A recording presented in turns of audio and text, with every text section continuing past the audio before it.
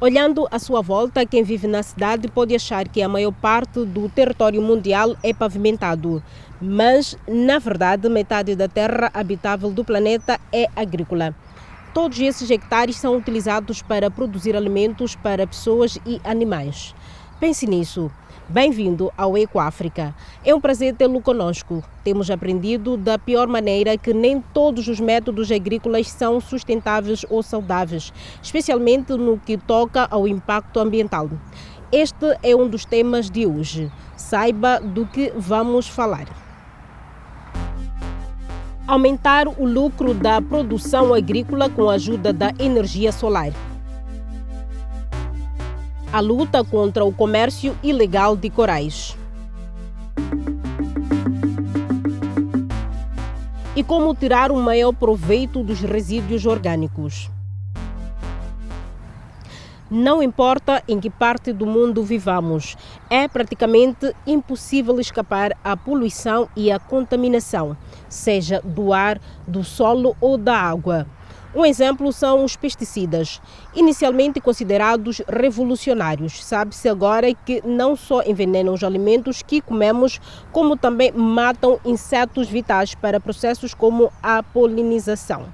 Mas as coisas parecem estar a mudar. O Ecoáfrica visitou um projeto promissor. A cerca de 700 quilômetros a norte da capital do Uganda, Kampala, encontramos esta quinta que se destaca. Parece uma floresta tropical, mas é uma das maiores quintas biodinâmicas de África.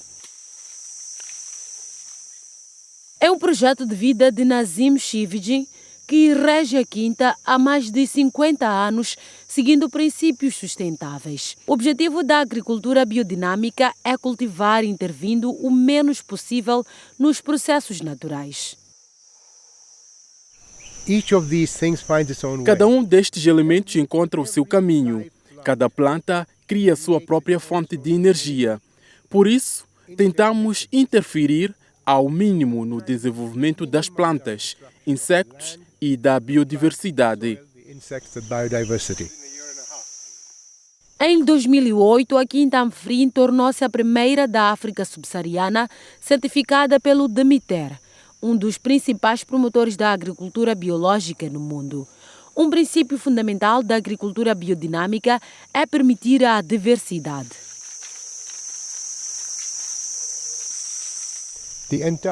Todo o conceito de exploração agrícola é muito diferente. Aqui, numa zona de 5 metros, temos pimenta preta, café, cacau e pimentão, olho de pássaro. Nesta abordagem, também os animais da quinta podem pastar livremente. Em troca, enriquecem o solo com o seu estrume. A utilização de fertilizantes é muito reduzida na agricultura biodinâmica, que tem métodos próprios para manter o solo fértil. Compostamos muito dos nossos resíduos agrícolas com estrume animal para conseguirmos um estrume mais rico em nutrientes que aplicamos nos campos. A isto chamamos composto, que integramos com outras preparações biodinâmicas. Estas preparações foram definidas pelo austríaco Rudolf Steiner, que iniciou a metodologia da agricultura biodinâmica em 1920. O tratamento sustentável do solo pode assumir muitas formas, como explica esta especialista. O solo nunca deve ser deixado a descoberto, porque o azoto evapora-se e volta para a atmosfera. A ideia subjacente à agricultura regenerativa surge porque o solo já não é reativo, o que é um grande desafio para os agricultores aqui. Mas agora que começam a adotar a agricultura regenerativa, certificando-se que o solo está totalmente coberto, começam a haver aumentos no rendimento.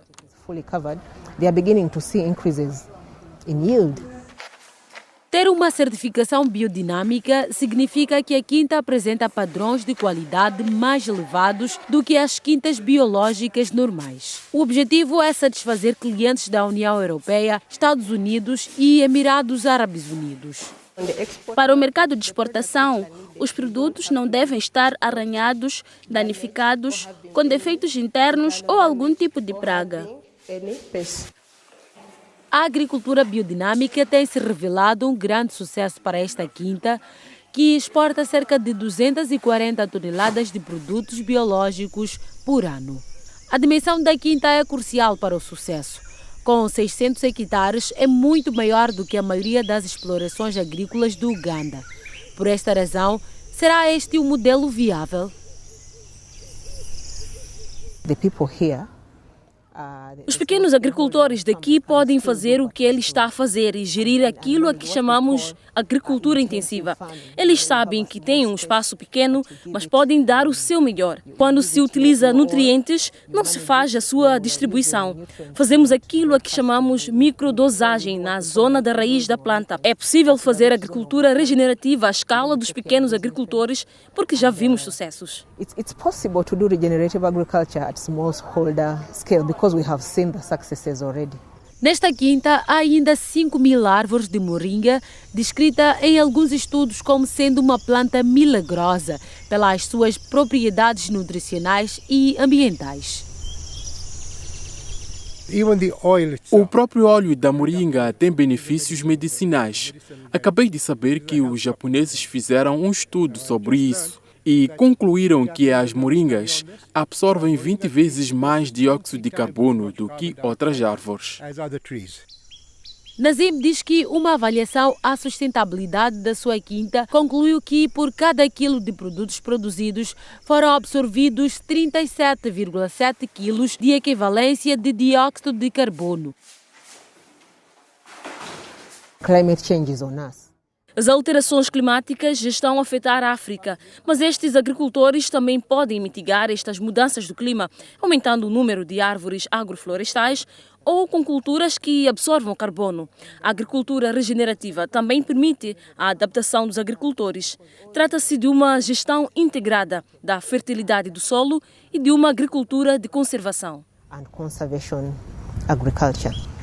Este projeto pioneiro deu formação a milhares de agricultores independentes no Uganda. Muitos estão certificados para trabalhar como fornecedores de alimentos biológicos ou como produtores externos da Anfrim, que compra os produtos e exporta em seu nome. Eles criaram um mercado muito fiável para os nossos produtos biológicos. Oferecem um bom preço e pagam a tempo em comparação com o mercado local. Traz mais vantagens. Nazim espera que a sua abordagem ecológica possa inspirar outros agricultores a criar resiliência contra as alterações climáticas, o que também melhoraria os meios de subsistência. Que grande projeto! Outro método de agricultura que também visa proteger os ecossistemas é a permacultura. Com origem nas palavras agricultura e permanente, este método respeita a natureza. Respeitar a natureza, estudá-la e imitá-la. Há cerca de 40 anos, 2 australianos receberam o prémio Right Livelihood por terem desenvolvido este método natural de gestão do solo. Hoje, o conceito está mais vivo do que nunca. Normalmente, o Manual da Agricultura Moderna diz o seguinte: comprar um terreno, lavrar a terra, plantar uma única colheita, fertilizar, usar pesticidas, colher. Mas será essa a única forma de produzir alimentos? Seguindo esta definição, Falk Gärtner está a fazer tudo mal. Tem um terreno minúsculo, sem máquinas, sem toxinas e com variadas colheitas. Vejam, com isso ele transformou um terreno outrora seco e arenoso nisto. A cereja no topo do bolo. É muito mais rentável do que a média das quintas industriais. O método que utiliza chama-se permacultura. Este terreno foi comprado há 7 anos.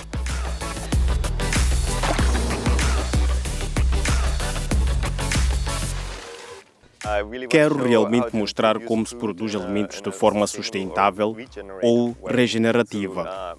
Pode-se fazer isto em qualquer parte do mundo. Falk segue os princípios da permacultura, vende diretamente a restaurantes locais, trabalha à mão e recicla os seus resíduos, algo inédito na agricultura industrial. A permacultura vem da junção das palavras cultura e permanente e pretende criar um sistema de produção alimentar autossustentável e circular. A ideia não é nova, é inspirada em muitas tradições indígenas de agricultura autossuficiente, como viver de pequenas parcelas de terra e ter várias culturas.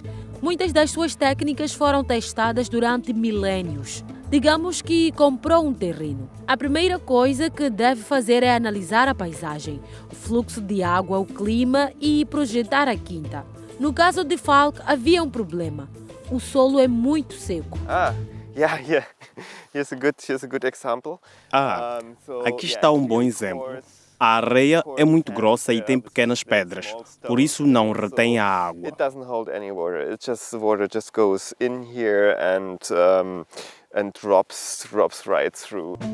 Como encharcar as culturas com toneladas de água, como acontece na agricultura industrial, não é uma opção, Falk fez uma vala para onde a água pode escorrer.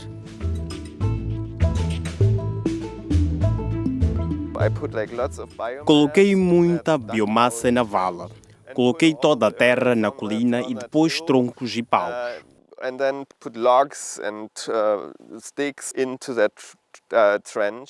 Parece um monte de troncos atirados para ali, mas na verdade funcionam como uma esponja e um sistema de recolha de água. Um sistema de recolha de água para as árvores crescerem. Aplicou a mesma ideia nos caminhos entre os campos e cobriu as valas com lascas de madeira.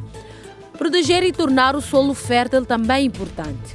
Todos nós conhecemos as grandes valas que os tratores deixam quando lavram o solo.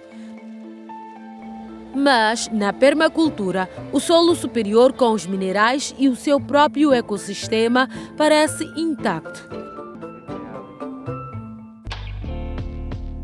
O que também é impressionante é que cada fileira tem um produto diferente e pode ser replantada até 4 vezes por ano, produzindo mais com menos espaço. Algumas fileiras nem servem para a colheita. As faixas entre fileiras são mantidas completamente selvagens para que os animais nativos possam desenvolver-se, promovendo a biodiversidade. Estas pequenas lesmas estavam a comer as verduras de Falk até que surgiram lesmas maiores que as comeram. Então, é um pesticida natural? Sim, não é só para as lesmas, é para ratos e insetos, pássaros. Temos vários pássaros a fazer ninhos nas cercas, que são locais ótimos, e os pássaros comem todos os insetos. A permacultura ganhou seguidores internacionais desde a Índia à África do Sul ou ao Brasil. Os agricultores estão a combinar as ideias com as tradições agrícolas locais e a adaptá-las aos seus contextos. No mundo dominado pela agricultura industrial, os agricultores como Falk precisam ser criativos para terem lucro. Os seus legumes são mais caros do que os produtos convencionais. Praticam preços semelhantes aos legumes biológicos.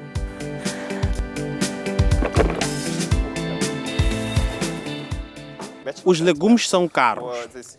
Estes preços baratos provêm de mão de obra barata. Não se pode alimentar o mundo com cenouras de €1, porque isso está a destruir o mundo. A permacultura tem uma grande vantagem. Se o sistema se tornar autossustentável, são necessários poucos fatores de produção para cultivar alimentos. Por isso, tenho uma margem de lucro muito elevada. 80% da minha receita é lucro. Isso é impressionante. Porque não tenho trator. A única coisa que pago é o adubo e as sementes. Não é que esteja a ficar rico, mas não preciso de muito para me sustentar, porque também tenho tudo aqui. Então, o que é que a agricultura industrial pode aprender com a permacultura? Algumas coisas dão para adaptar. Com adubo e com as fileiras, entre fileiras com os habitats, tudo é possível. A agrofloresta é um tema importante. Cultivar árvores e não ter medo de ter sombra no campo, penso que são coisas que a grande agricultura precisa abordar.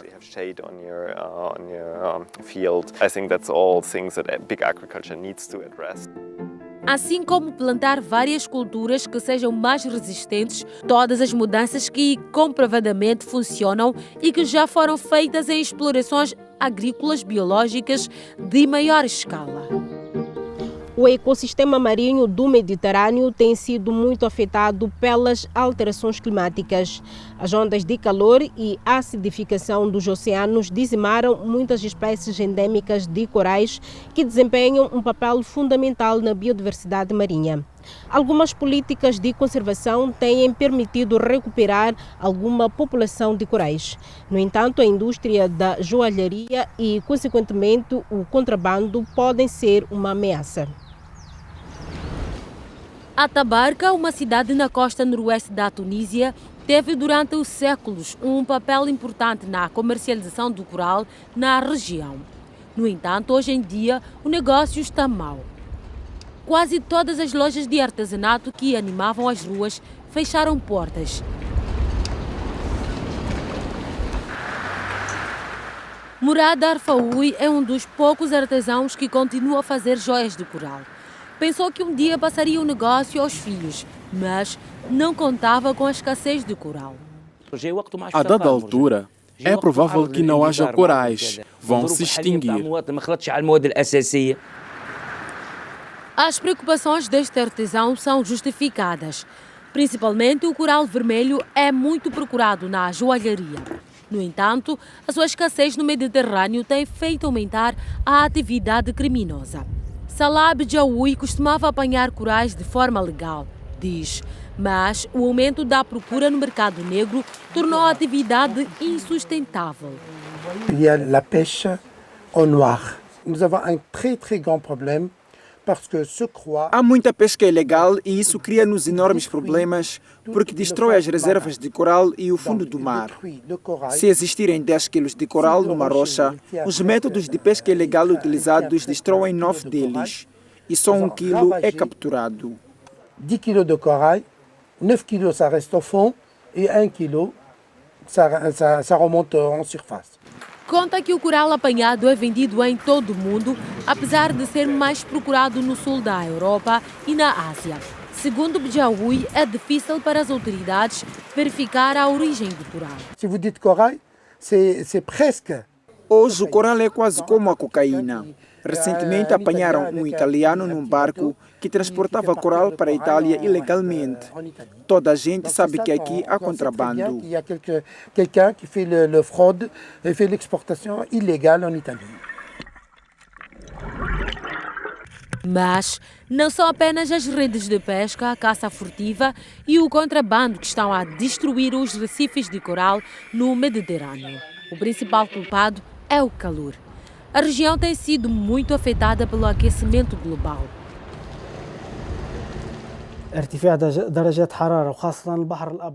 No Mediterrâneo, a temperatura de água está a aumentar constantemente e já estamos a sentir os efeitos. Muitas espécies que não são nativas desta região estão a ser atraídas para cá.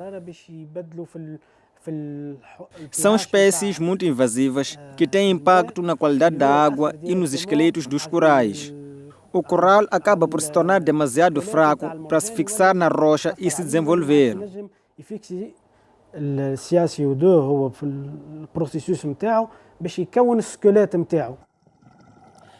Estão a perder-se importantes biótopos oceânicos. Das 5.000 espécies de corais conhecidas em todo o mundo, cerca de 150 vivem no Mediterrâneo. Os recifes são o habitat de muitos animais marinhos e constituem também uma fonte de alimento. A sua extinção põe em perigo toda a cadeia alimentar do Mediterrâneo e várias espécies. O artesão Murad não tem dúvida que todos os problemas dos corais vêm da ganância humana. Tal como outras espécies, os corais estão a morrer porque já não lhes demos tempo para se desenvolverem. Simplesmente deixamos de valorizar os tesouros dos nossos oceanos. E a nossa última reportagem de hoje leva-nos a Marrocos, onde, tal como em grande parte do norte de África, as alterações climáticas estão a afetar gravemente o setor agrícola. Estudos científicos mostram que Marrocos tende a adaptar a utilização dos recursos agrícolas às alterações climáticas, tornar essas explorações mais autossustentáveis e eficientes do ponto de vista energético é um passo na direção certa. A energia solar está a ganhar terreno no setor agrícola. Cada vez mais painéis solares são instalados para a produção de energia local. É o caso da quinta do agricultor marroquino Hamed Belazar, cujas bombas de irrigação são alimentadas pelo sol há 5 anos. Antes, estava dependente do gás. Estávamos determinados a parar de contribuir para a destruição do ambiente. Por isso, decidimos mudar para a energia solar como uma alternativa ecológica. É um bom investimento, é mais rentável e melhor para a nossa maquinaria. Esta quinta fica em Kenintra, uma região árida no nordeste de Marrocos. Nos últimos 10 anos, as árvores de fruto e as oliveiras têm sido maioritariamente cultivadas no solo arenoso, apenas possível com irrigação gota a gota. Misturamos uma substância orgânica com areia. Depois colocamos nestes buracos. Estas mangueiras distribuem. Para evitar que as mangueiras entupam, investiu-se num complexo sistema de filtragem. A água que é bombeada para fora da bacia de captação é filtrada antes de regar os campos.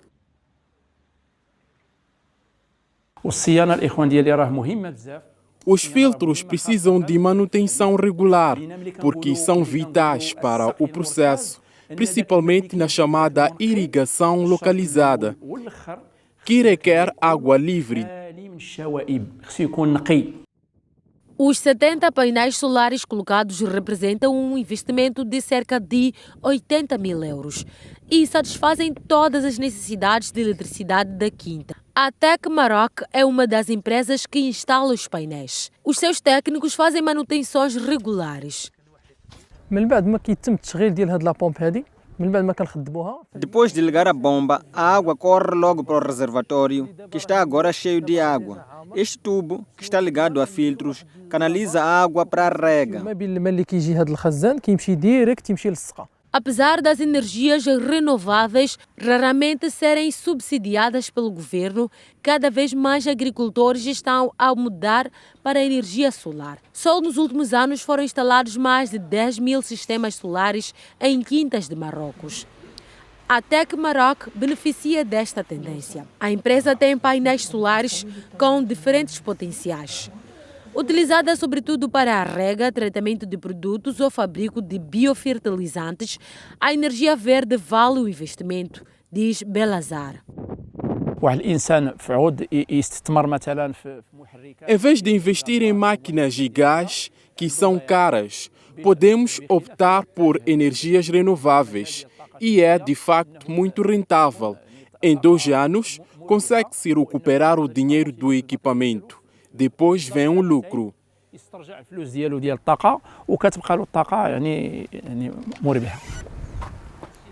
Assim, agricultores como Belazar matam 2 coelhos com uma cajadada só. Ganham mais e não deterioram o ambiente. E chegamos ao fim da edição desta semana do Eco África. Espero que tenha gostado. Na próxima semana continuaremos a mostrar iniciativas ambientais inspiradoras e as pessoas que estão por detrás delas. Eu espero contar convosco aí desse lado. Até lá, cuidem de vocês e do mundo que vos rodeia. Eu sou Dália Langa, a partir de Maputo, Moçambique.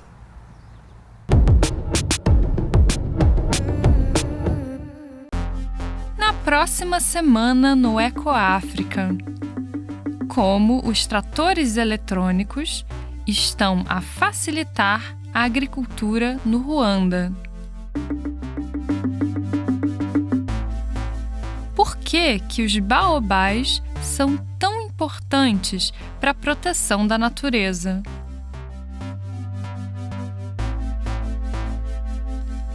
E a luta pelo recurso escasso, a água, em França. Não perca!